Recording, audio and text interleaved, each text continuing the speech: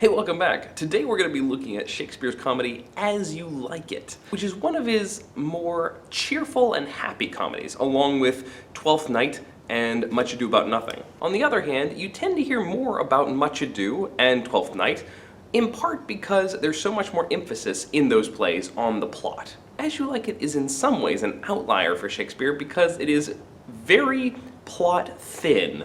Shakespeare isn't very interested in the plot of this play. He's much more interested in the character juxtapositions and dynamics. We have a wide array of characters who are all talking about similar ideas, particularly about romantic love, in contrast to the idea of being antisocial. And so you have a wide array of lover characters who each explore different perspectives and nuances and tones towards love. In the background, you also have a few characters who serve as social commentary. There's the melancholy Jacques.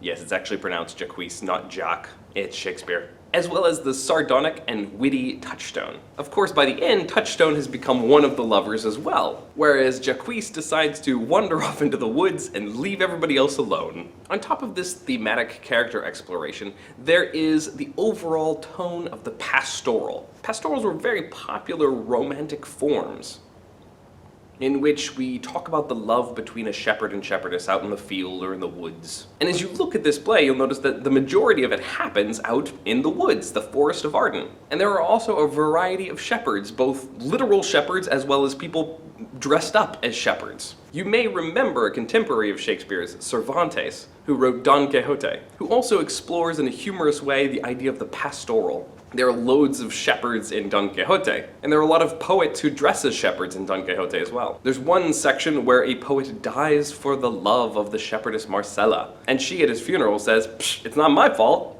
I didn't ask him to love me." Shakespeare does similar things with his shepherds within this play as well, exploring that same pursuit of unrequited love, exploring that same shepherds in pursuit of unrequited love. All of this is also in contrast to the initial setting of the piece, the Duke's Court. It might be worth comparing this play to Midsummer Night's Dream, another play that uses setting in contrast. Duke Theseus' court versus the magical woods of the fairies. In As You Like It, Duke Frederick's court is a place of strict authoritarianism.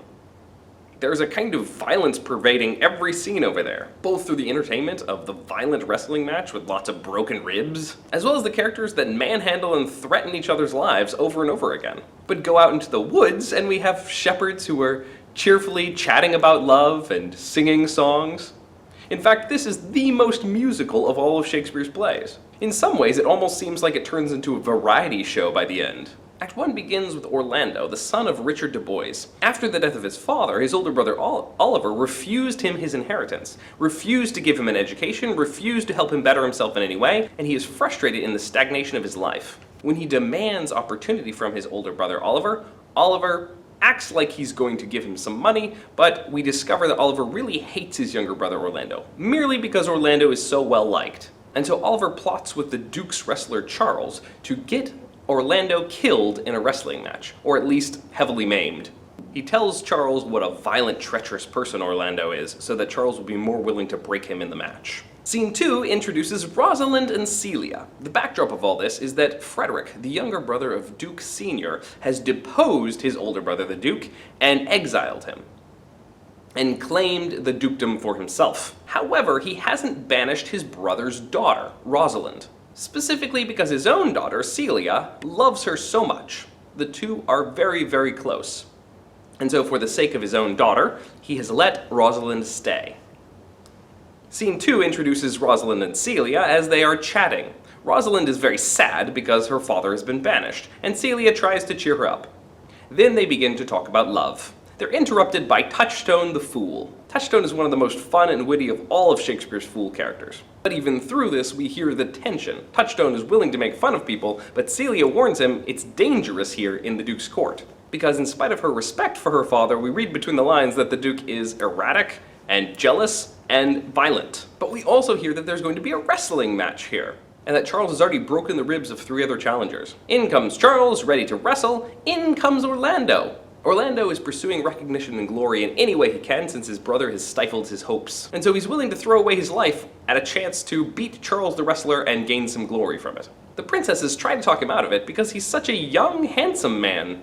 and they don't want to see him broken, but he won't be talked down. And so then we have a violent wrestling match, but Orlando wins, and Charles is thrown. Duke Frederick is all ready to congratulate Orlando until he hears that Orlando is the son of Richard de Boyce, who was a loyal friend to his brother. And suddenly Duke Frederick doesn't like Orlando anymore, and so he treats him coldly and dismisses him. The princesses, however, come congratulate and praise him, and Orlando and Rosalind fall in love. Orlando somewhat stupidly and speechlessly so. In scene 3, Rosalind and Celia are talking about what a handsome young man Orlando was, when Duke Frederick comes in to tell them that he's decided after all to banish Rosalind. When he exits, Celia says she would never let her dearest friend and cousin be exiled alone, and so she decides to run away with Rosalind. But they're gonna go in disguise. Rosalind is going to dress as a boy, and Celia is gonna dress as a peasant woman. And hey, why not? Let's take Touchstone with us. The three of them are going to try to escape to the Forest of Arden and find the old Duke, her father, there. The end of Act 1. So far, the plot is thick. Act 2 cuts to the Forest of Arden, where the tone suddenly changes dramatically. We have a bunch of the Duke's good old boys sitting around the campfire and singing songs and occasionally hunting deer, as in the Golden Age. There's the impression that out in the woods, there are no worries. Sure, perhaps bad weather, but it doesn't really seem to hinder any of them. The only one who seems dissatisfied with this whole thing is Jaquise. Jaquise is one of the courtiers of the king, but he loves melancholy. He likes to mope and he likes to criticize everything around him. And everyone else kinda likes to laugh at him. In fact, recently they found him speaking eulogies to a deer killed in the hunt. Back in the palace, Duke Frederick is furious that his daughter has run away with Rosalind. And he hears hints of his daughter's affection for Orlando and thinks maybe Orlando is implicated in this. Meanwhile, Orlando has come home the long way, where he finds his old servant Adam, and he hears from Adam that his brother hates him and wants him dead. Orlando has nothing, but Adam has saved up a little bit for his retirement, and he offers it to Orlando if the two of them will escape together and find some sort of happy peasant life in the woods. Meanwhile, we find how Rosalind, Celia, and Touchstone are doing. They are weary from traveling and have wandered into the woods where they find some shepherds. We have the very traditional Silvius, who is in love with the shepherdess Phoebe, who doesn't return his love. And we also have the much more down-to-earth Corin, who understands just pragmatically what shepherding life is like. They beg food from Corin, but he says that none of this belongs to him. However, his master is ready to sell. And so they decide to buy the little cottage and the sheep and take up shepherding with Corin as their servant. In scene 5, we cut back to the old Duke's men. Amiens is singing songs, and Jaquise is making up parodies of songs that show his pessimistic perspective. This is the part of the play when things begin to no longer happen and become much more just a lot of singing and talking. Orlando and Adam also stumble into the forest, and Adam is dying of exhaustion and starvation. The old Duke and his buddies are sitting around the campfire, eating a meal, and Jaquise comes in and talks about how he ran into Touchstone, a fool, and how he's delighted. The whole idea of walking around making fun of everything all the time, that sounds amazing. I want that job, but none of them will accept him as a fool. In comes Orlando, waving his sword around, demanding food. And they're all like, yeah, you can have food. Guy, sit down. Join us. We're super laid back. Orlando's just come from the court of Frederick, where everything has to be violent. And here they're all like, nah, well, you're welcome to it. Come on in, bud. When he realizes his approach has been mistaken, he apologizes and points out that his dear beloved servant Adam is dying of exhaustion and starvation. And so they give him some food and let him bring Adam in to feed him and take care for him. Jaquise gives his famous speech about all the world's a stage. The Duke says, "Thou seest we are not all alone unhappy. This wide and universal theatre presents more woeful pageants than the scene wherein we play." And Jaquise says, all the world's a stage, and all the men and women merely players. They have their exits and their entrances, and one man in his time plays many parts, his acts being 7 ages. At first, the infant mewling and puking in the nurse's arms, then the whining schoolboy with his satchel and shining morning face, creeping like snail unwillingly to school, and then the lover, sighing like the furnace with a woeful ballad made to his mistress's elbow. Then a soldier full of strange oaths and a bearded like a pard, jealous in honor, sudden and quick in quarrel, seeking the bubble reputation, even in the cannon's mouth. And then the justice, in fair round belly with a good capon line, with his eyes severe and beard of formal cut, full of wise saws and modern instances, and so he plays his part. The 6th age shifts into the lean and slippered pantaloon, with spectacles on his nose and a pouch on his side, his youthful hose well saved, a world too wide for his shrunk shank, and his big manly voice turning again toward childish treble, pipes and whistles in his sound. last scene of all, that ends this strange eventful history, is second childishness and mere oblivion. Sans teeth, sans eyes, sans taste, sans everything. It's all just like a play with lots of acts. And then they go back to singing. Act 3! Act 3 begins with Duke Frederick threatening Oliver, demanding to know where his brother Orlando is. And he throws Oliver out and takes all of his property. Meanwhile, back in the woods. Sounds ominous, but this is actually the last we see of Duke Frederick. If you're waiting for the big dramatic confrontation between Duke Frederick and Duke Senior, or Duke Frederick and Orlando, it's not coming. He's just gonna kind of fizzle out here. Back to the Forest of Arden. Orlando has really adapted well to the whole life here. He's no longer waving a sword around. In fact, now he's writing love poetry and sticking it on every tree in the forest. Love for his Rosalind. Corin and Touchstone talk about country life versus city life. And Rosalind comes in with a piece of poetry she found on a tree. And it's about her. And the rhymes are terrible. Her worth being mounted on the wind, through all the world bears Rosalind. All the pictures fairest lined are but black to Rosalind. Touchstone starts making fun of it and adding lots more rhymes to Rosalind's name. In comes Celia, who's also reading poetry she found on a tree about Rosalind. Who is it? Well, Celia knows because she saw him. And so she teases Rosalind for a while and then tells her that it's actually Orlando. In comes Orlando and Jaquise, who appear to kind of hate each other. Jaquise's perspective of melancholy, pessimism, and isolation does not go well with Orlando's love poetry. Jaquise is kind of irritated that Orlando is marring all the trees with his poems. And so Orlando dismisses Jaquise just before he begins his relationship with Rosalind here. Of course, Rosalind is dressed as a man and calling herself Ganymede, but they're going to talk about love, and they're going to talk about Orlando's love for Rosalind. The play establishes a pattern here, where Jaquise represents the counterpoint to love and unification. And the characters are going to continue to dismiss him right before having some big unifying moment. Rosalind walks up to Orlando, pretending to be a man named Ganymede, and she messes with his head. She talks with him playfully and mocks the person who's been walking around writing love poetry on all the trees. She points out that these sort of love protestations and this sort of courtly ceremonial love that we've seen explored and challenged in a lot of other Shakespeare plays is pretty shallow. In fact, it's a disease that needs curing. And so she offers him a cure. She's going to pretend to be Rosalind, his love, and so he can hear what a relationship will really be like, and cure him of his excesses and idealisms. Orlando decides to play along and agree to this. And for the next few acts, we're going to explore this interesting dynamic, where Rosalind is pretending to be a young man named Ganymede, who's pretending to be Rosalind. She creates multiple layers between herself and Orlando. Layer 1, her true self, is deeply in love with Orlando, which she confesses to Celia frequently. As Ganymede, she says she's trying to cure him of his love. And as Ganymede playing Rosalind, she can be a little bit coy and tough on him. Meanwhile, Touchstone has fallen in love with a country woman named Audrey. Audrey's a little rough around the edges, which Touchstone notices. But he's gonna go ahead and marry her because, you know, a man's got needs. When Jaquise asks, "Will you be married, Motley?" Touchstone says, "As the ox hath his bow, sir, the horse hath his curb, the falcon her bells, so man has his desires. And as pigeons bill, so wedlock would be nibbling." He sets up a marriage with a really bad priest named Oliver Martext. But after Jaquise interrupts, Touchstone decides that yes, they probably do need a better wedding than this. Meanwhile, back to Rosalind and Celia. It turns out that Orlando is really bad at keeping up with the time. It is, after all, the woods.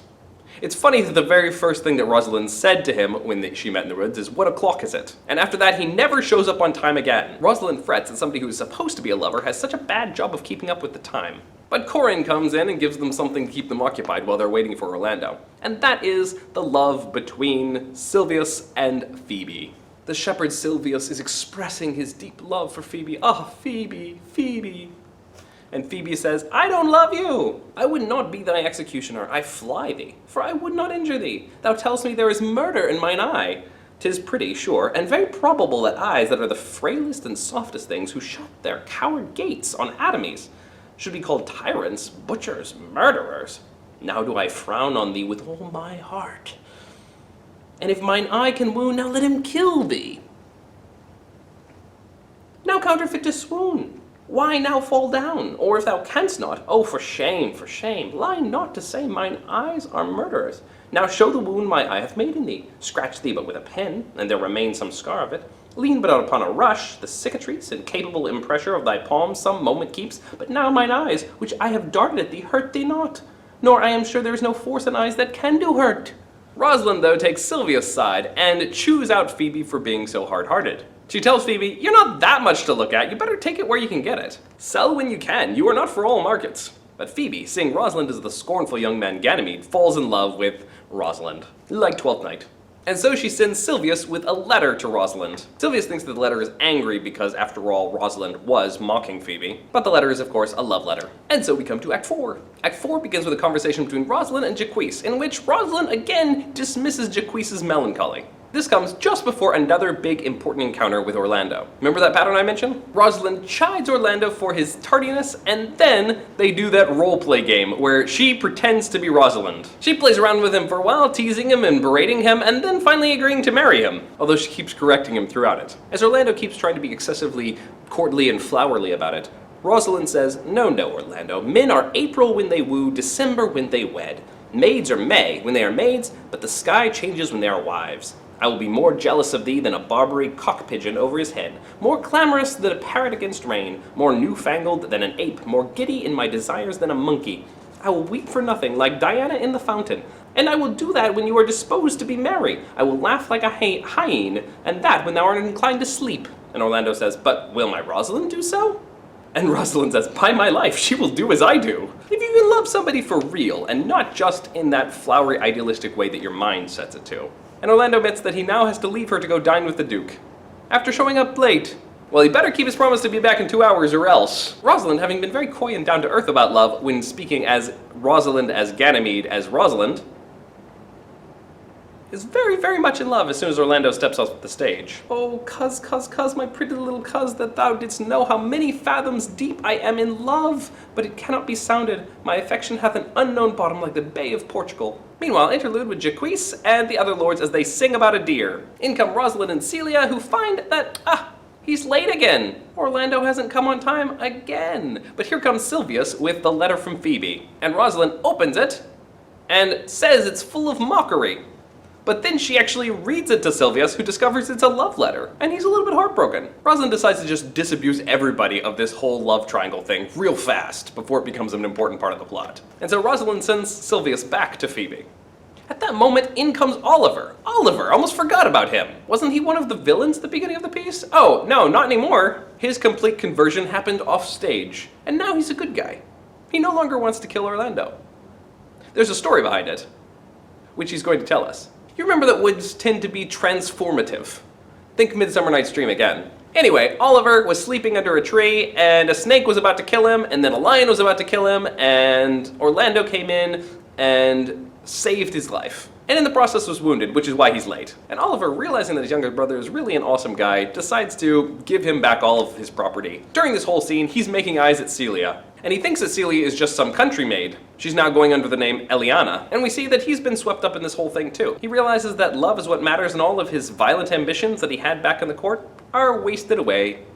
Eaten by the lion, maybe, I don't know. Anyway, when he gives Orlando's excuse to Rosalind and holds up the handkerchief covered in Orlando's blood from the fight, Rosalind swoons. She tries to cover for herself, saying that she was just counterfeiting it. Haha, see how well I play the role? Haha. And Oliver's like, okay, I guess. Act 5! Touchstone and Audrey are still flirting, but there's a young buffoon named William who used to like Audrey, and Touchstone has to challenge him and run him off. Meanwhile, Orlando and Oliver are talking about how Oliver has completely fallen in love with Celia/Eliana, and how he's decided to just give up all of his estates, hand them over to Orlando, and marry this country girl. But Orlando, seeing his brother so happy and in love, feels kinda glum because his own Rosalind is not here. And the whole play acting thing he's been doing with Ganymede is not gonna cut it anymore. He wants the real Rosalind. When he tells this to Rosalind, she says that she'll be able to fix all of his problems tomorrow. She has magic.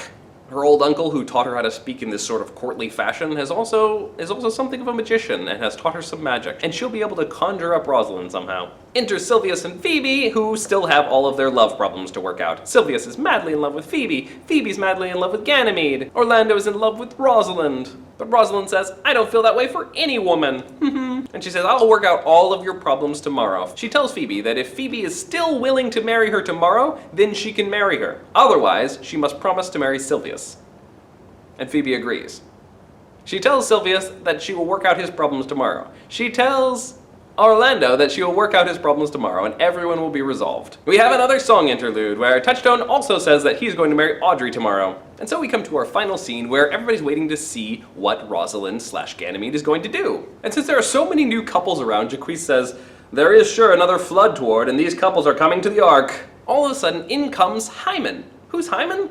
He is the god of marriage, and he leads in a procession including Rosalind back as Rosalind and Celia back as Celia. Rosalind claims her father and claims her husband Orlando. When Phoebe sees that Rosalind is actually a woman, she says, oh, I guess I'll marry Silvius. So Silvius and Phoebe are together, Oliver and Celia are together, Touchstone and Audrey are together, and Orlando and Rosalind are together. In the midst of all this celebration, in comes one more brother of Oliver and Orlando, and he lets them know that Duke Frederick was marching a big army to take over the Forest of Arden, and then he ran into a holy man who converted him. And so now he's gonna go be religious. They can all come back to court now. And so as we end with weddings and dances, Jaquise tips his hat to all of them and says, I am for other than for dancing matters. And he exits to go off by himself while everybody else goes back to court. Notice how all the big plots, like the plot with Oliver, the plot with Duke Frederick, kind of just fade away in the background, and we mostly just pair characters off to use them in comparisons and contrasts to explore the different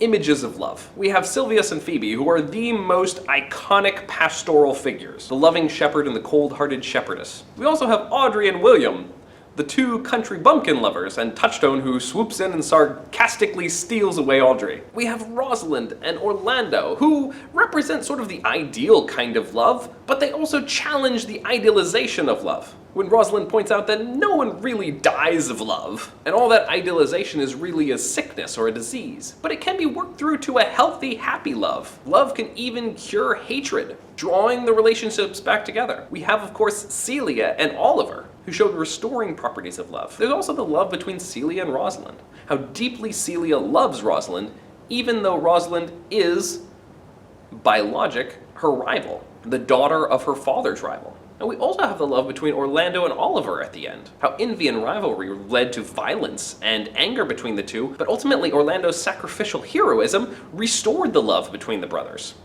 and brought back that natural affection. It's such an interesting play in so many ways. And if you like a lot of singing and dancing and a bunch of guys sitting around campfires strumming guitars, this is the one to watch. Thanks for watching, and I'll see you next time. Bye-bye. When he tells this to Rosalind, she said,